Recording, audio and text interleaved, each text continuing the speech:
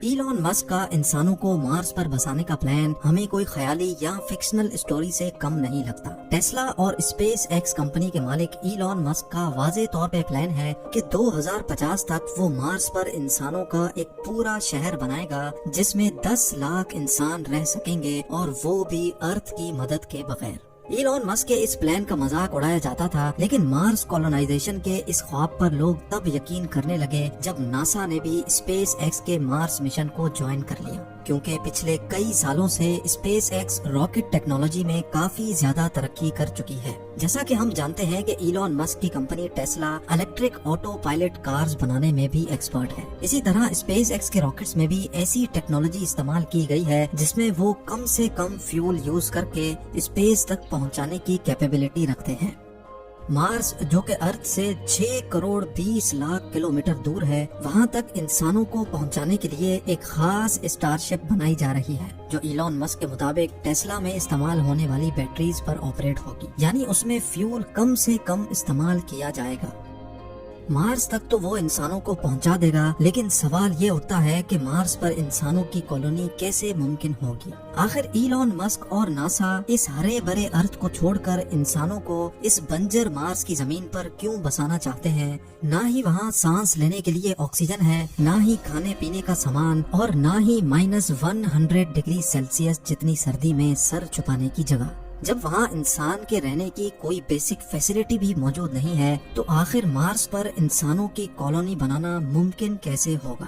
ناظرین، یہی وہ سوالات ہیں جن کے جواب آپ اس ویڈیو میں جان سکیں گے۔ سب سے پہلے بات کرتے ہیں کہ جب اس ارتھ پر انسان کے رہنے کی ساری نیچرل فیسلٹیز موجود ہیں تو پھر انسانوں کو مارس پر بھیجنے کی ضرورت ہی کیا ہے؟ پچھلی کئی صدیوں سے ہمارے پلانٹ ارتھ کی ہیلتھ کے اوپر جو بھی ریسرچ ہو رہی تھی، افسوس کے ساتھ ان تمام ریسرچ کے ریزلٹس نیگیٹو آئے ہیں۔ سائنسدانوں کا کہنا ہے کہ جب سے انسان نے فوسل فیولز یعنی پیٹرول اور گیس کا استعمال شروع کیا ہے، تب سے ارتھ کا ٹیمپریچر بڑھتا چلا جا رہا ہے، اور ایک وقت ایسا آئے گا جب یہ ٹیمپریچر اتنا زیادہ ہو جائے گا کہ ارتھ پر کسی بھی جاندار کا رہنا ممکن نہیں ہوگا۔ ایک سروے کے مطابق ہر 10 سالوں میں ارتھ کا ایوریج ٹیمپریچر 0.16 ڈگری سیلسیس جتنا بڑھ رہا ہے، یعنی جن گرم علاقوں میں ابھی انسان بستے ہیں، اگر یہ سب ایسے ہی چلتا رہا تو آج سے 150 سالوں کے بعد وہاں انسان کا رہنا ممکن نہیں ہوگا۔ ٹیمپریچر بڑھنے کی وجہ سے گلیشیئرز بھی دھڑا دھڑ پگھل رہے ہیں، جن کی وجہ سے فلڈز، سائیکلونز اور سونامی کا چانس بھی بڑھتا جا رہا ہے۔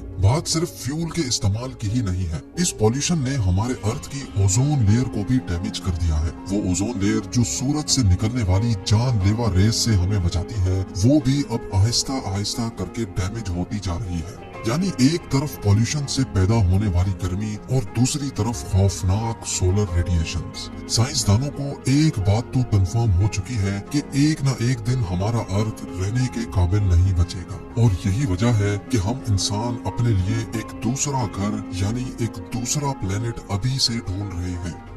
لیکن صرف مارس ہی کیوں؟ ہمارے سولر سسٹم میں تو دوسرے بھی کئی پلانٹس موجود ہیں، تو پھر آخر مارس کو ہی کیوں چنا جا رہا ہے؟ ہمارے سولر سسٹم میں ہمارا ایک پڑوسی پلانٹ وینس ہے اور دوسرا مارس۔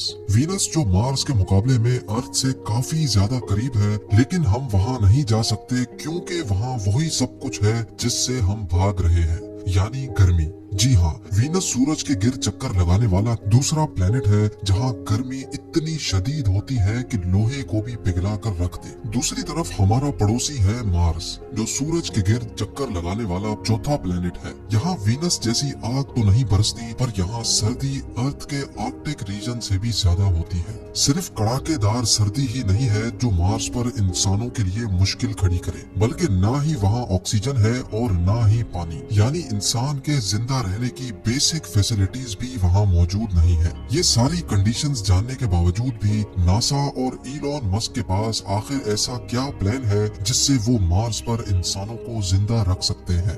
ایلون مسک کے پلان کے مطابق 2026 میں پہلے مارس پر انسانوں کا ایک چھوٹا گروپ جائے گا۔ اس گروپ کے پاس کم سے کم 2 سال زندہ رہنے کی تمام چیزیں موجود ہوں گی، یعنی کھانا پینا، آکسیجن اور پریشرائزڈ سوٹس۔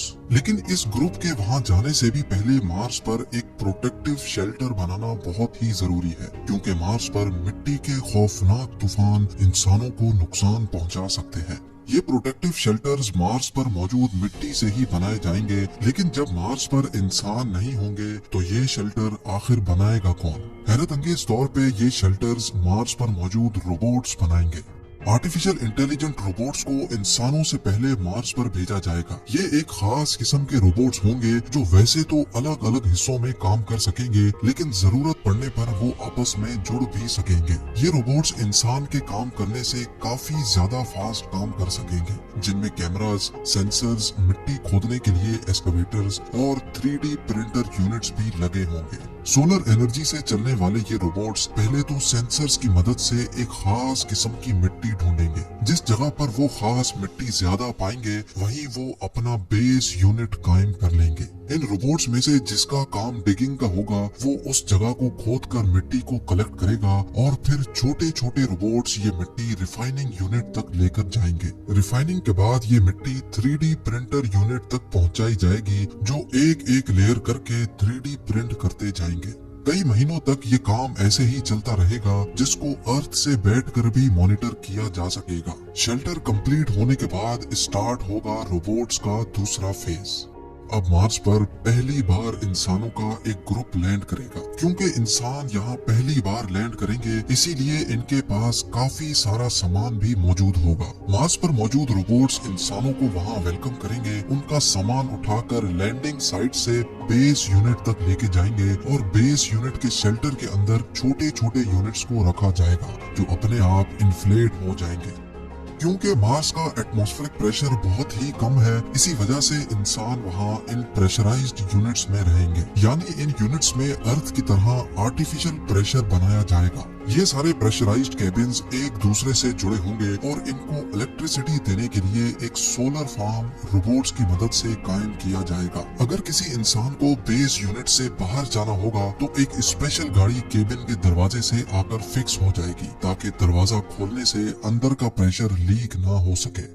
अब बारी होगी मार्स पर एक ग्रीन हाउस बनाने की, ताकि मार्स पर वेजिटेशन की जा सके। साइंस रिसर्च के मुताबिक मार्स पर स्टार्टिंग में सिर्फ पोटैटोज और बीन्स लगाए जा सकेंगे। ग्रीन हाउस के अंदर प्लांट्स जैसे जैसे बड़े होंगे, उनमें से एक ऐसी चीज निकलेगी जिसका होना मार्स पर बहुत ही ज्यादा जरूरी है, और वो है ऑक्सीजन। जी हाँ, ये प्लांट्स मार्स पर सब्जियों के अलावा इंसानों को ऑक्सीजन भी देंगे, लेकिन ये ऑक्सीजन इतना ज्यादा नहीं होगा, इसलिए जल्द अज जल्द मार्स पर ऑक्सीजन बनाने का भी बंदोबस्त किया जाएगा। हैरत अंगेज तौर पे ये एक्सपेरिमेंट मार्स रोवर पहले ही कर चुका है। एक स्पेशल डिवाइस जो सोलर एनर्जी के जरिए ऑपरेट होगी, वो मार्स के एटमॉस्फेयर से कार्बन डाइऑक्साइड को लेकर उसमें से हीट और इलेक्ट्रिकल करंट पास करेगी, जिससे ऑक्सीजन कार्बन डाइऑक्साइड से अलग हो जाएगा और उस ऑक्सीजन को कलेक्ट कर लिया जाएगा। यानी अब इंसानों की एक छोटी टीम वहाँ ऑक्सीजन भी बना सकेगी। खाने के लिए उनके पास सिर्फ 2 डिश ही सही, पर खाना मौजूद होगा।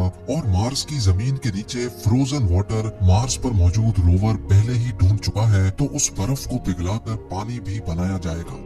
100 बातों की एक बात, मार्स पर भेजे गए इंसान अब बगैर अर्थ की मदद से जिंदा भी रह सकेंगे और वक्त पड़ने पर वापस अर्थ की तरफ रवाना भी हो सकेंगे। लेकिन क्या ये सब ऐसे ही चलता रहेगा? क्या मार्स पर जाने वाले लोग कभी भी अपने केबिन से बाहर नहीं निकलेंगे? अगर मार्स पर जाकर भी ऐसी ही जिंदगी गुजारनी है, तो फिर इतने ज्यादा ताम झाम की आखिर जरूरत ही क्या थी? साइंसदानों के पास इस मसले का कोई सॉल्यूशन तो नहीं है, लेकिन उनका ये ख्याल है कि अगर मार्स के एटमॉस्फेयर में कुछ ऐसी चेंजेस की जाए जिससे मार्स का टेम्परेचर बढ़ जाए, तो शायद आने वाले 100 या 200 सालों के बाद मार्स वैसा ही हरा भरा हो सकता है जैसा अभी हमारा अर्थ है। यानी साइंसदानों के मुताबिक मार्स का टेम्परेचर बढ़ाने से वहाँ दोबारा जिंदगी पाई जा सकती है, और इस काम के लिए जो आइडियाज दिए जा रहे हैं वो जानकर यकीन करना मुश्किल होगा। एक MIT स्टूडेंट मार्गरेटा मैरिनोवा का आइडिया है कि मार्स पर रोबोट्स की मदद से फैक्ट्रीज बनाई जाए, जो सुबह शाम और दिन रात सिर्फ एक ही काम करेंगी। उनका काम होगा सिर्फ धुआं निकालना, और उस धुएं की वजह से मार्स में भी वही सब कुछ होगा जो अर्थ के साथ हो रहा है, यानी ग्लोबल वार्मिंग।